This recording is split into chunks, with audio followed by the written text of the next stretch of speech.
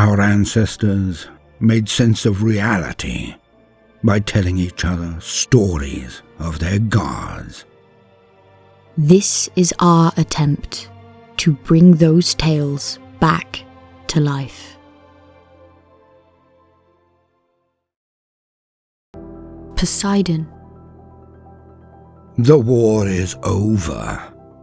The tyrant, our father, Kronos, is dead. Before him, the leading lights of his court all bit the dust. The Titans rule no more from Mount Arthres. It is we Olympians who now hold sway over the skies, the earth, the stars, the underworld, and the seas. Yet somehow, when we took the power from the Titans, I was tricked. I do not know how, may never work it out. Despite having agreed honesty, candor, and trustworthiness, my brothers played me. Silent but swift, dark and brooding, it was Hades. At least, he tipped the scales. We spoke together, we brothers three, when we had taken control of all of existence. It is time to decide the lordship of the realms, and Zeus stole the lordship of the skies, Olympus, and all of reality. Hades gained the darkest pits, the lands of the dead, even to include Tartarus, our uncle, the being that is a realm where we jailed the Titans for all eternity. Yet, if Hades had not supported Zeus, I would have crushed him where he stood for his impertinence. For he tricked me into choosing first. Zeus thought himself so clever. He probably pats himself on the back at the cunning, thinking he has duped me. Yet, when we chose our weapons, he must have believed the same. For I chose before he, yet I chose better. Oh, his lightning bolts are dire weapons indeed. They can bring half a mountainside down with one strike, can burn a man, beast, or even a god to dust in the one dart. But they do not even compare to the power, utility, or scope of that which I chose. Easily the most potent object on display, gifted by the Cyclopes, I chose the trident. With it I can pierce the skin of anything living, dead, animated, or ensorcelled. I can send lines of power down the very spine of the grandmother, Gaia herself, so that she shudders in reaction. Aye, you heard that right. I can make the earth itself to quake under my whim, my command.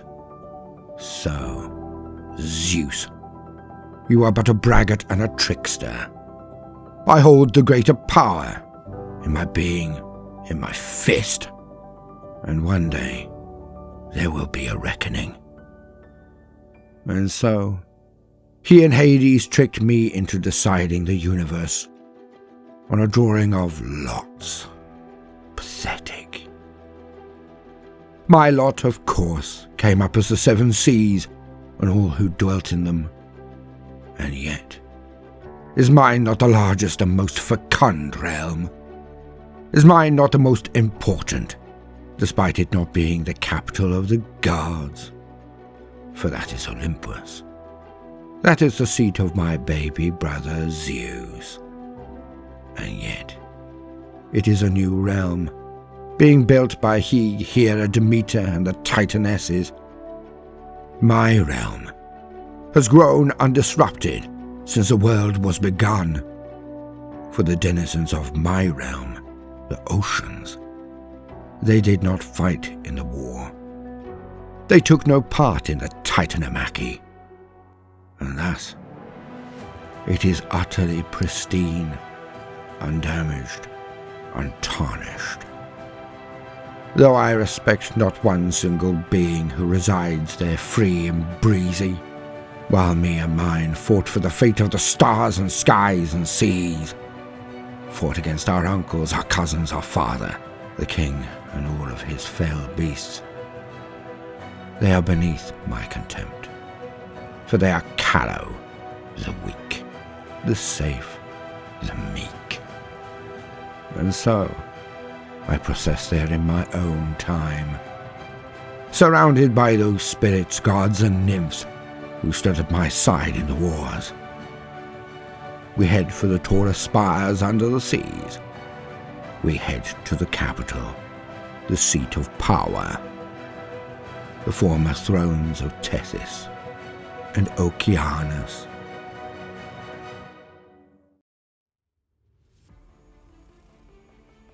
Tethys.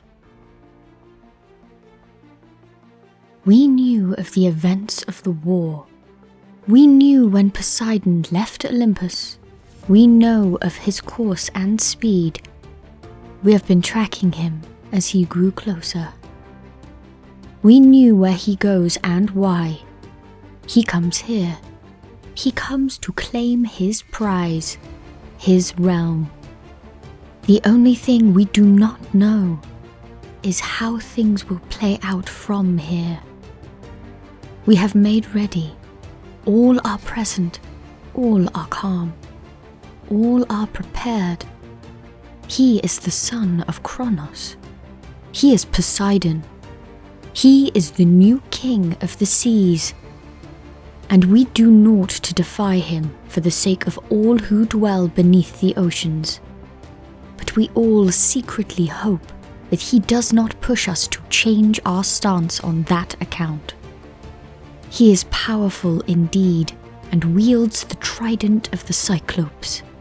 He is brave, strong, and forthright, but we have also heard troubling tales of his character, or lack thereof.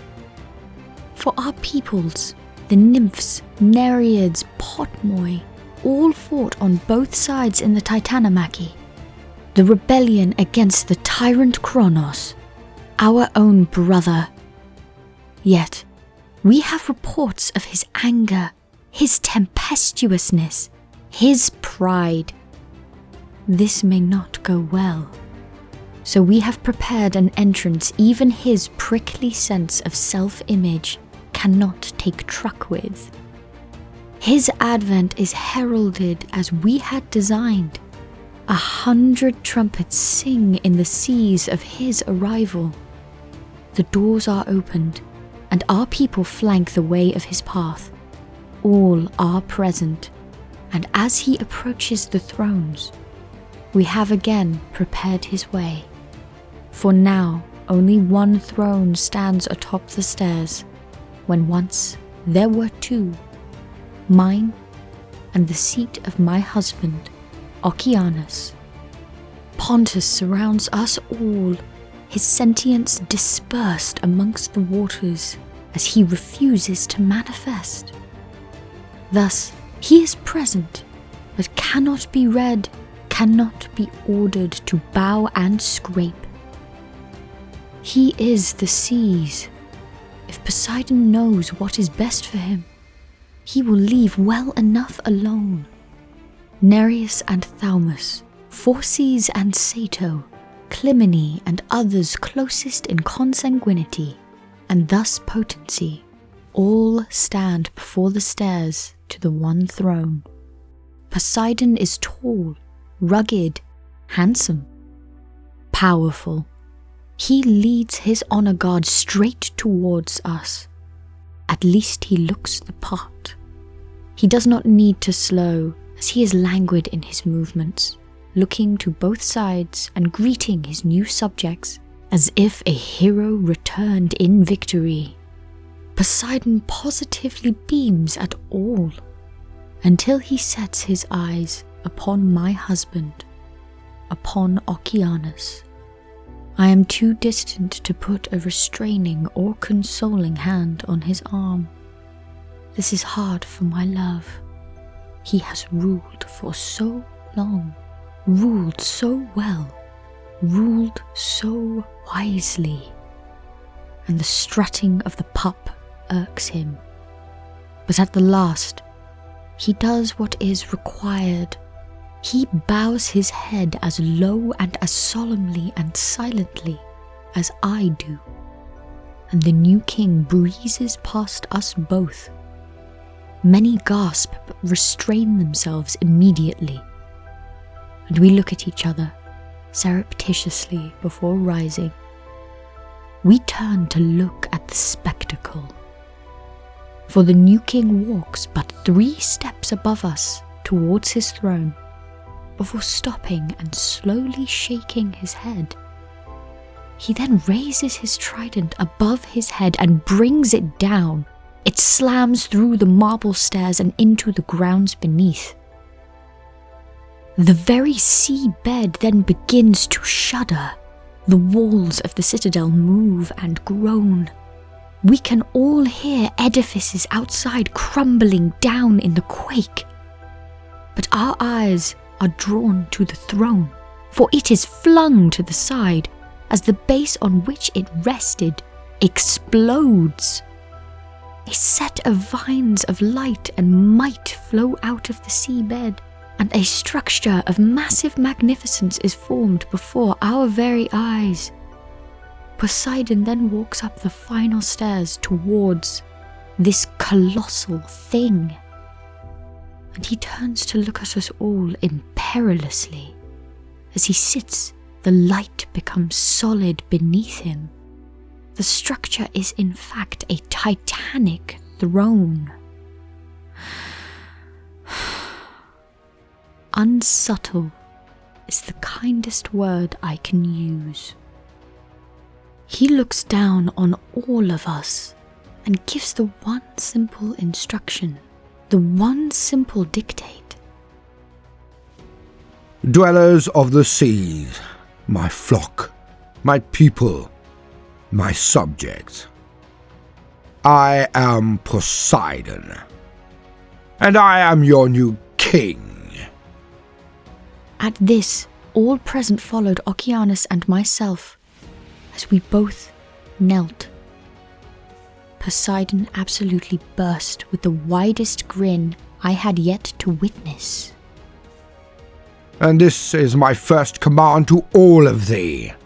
From highest to lowest, hear me now. For in the oceans, my word is law. And I say to thee, until I have need of you, you should do all that you did before. No less, no more. Stunned and relieved silence is deafening, where there should be cheering. So I stand and I raise my hands in thunderous applause, and I am followed by all but my old man, my husband. He now looks up at the new king in what can only be consternation. Poseidon, I do not challenge your position, title, or leadership. But in your court, what will I do? Poseidon's face fell. He looked sterner now.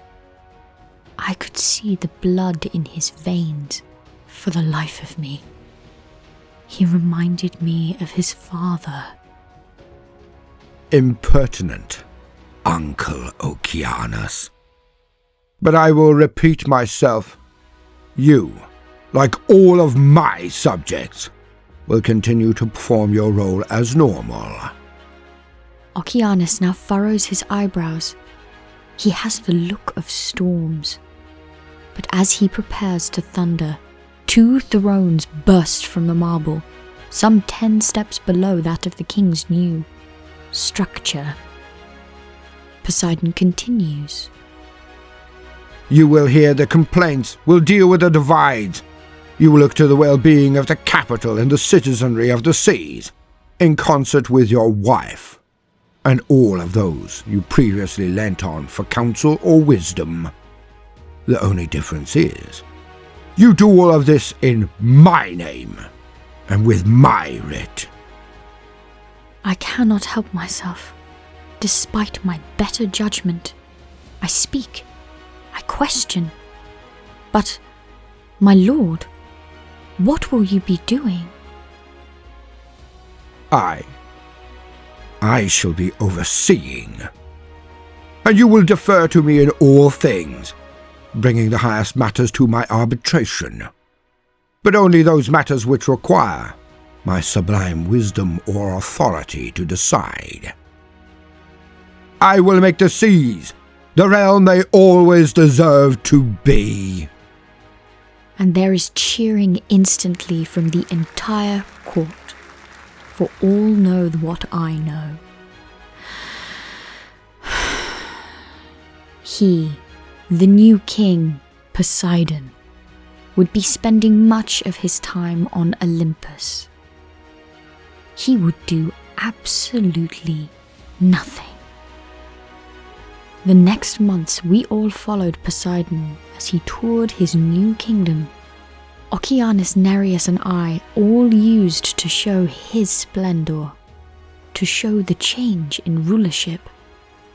And his character was made clear. Why did we have to get the laziest of the three? Yet, as we were to find out in the years to come, he was also the one of the three who would cause the most strife. But those are tales for another time.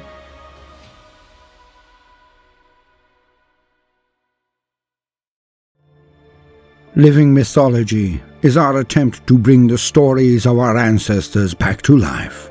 They explained their universe through the medium of their religions. Their gods were not distant beings of academic study. They were living, breathing entities that reflected the wants, needs, good and evil in the very heart of humanity. We only wish to encourage others to study the deep and rich cultures of our forebears. We hope you have enjoyed our labours. If so, then do consider liking and subscribing. If you wish to support improvement in our endeavour, then we do have a Patreon as well. Until next time, be good to all, but most especially yourself.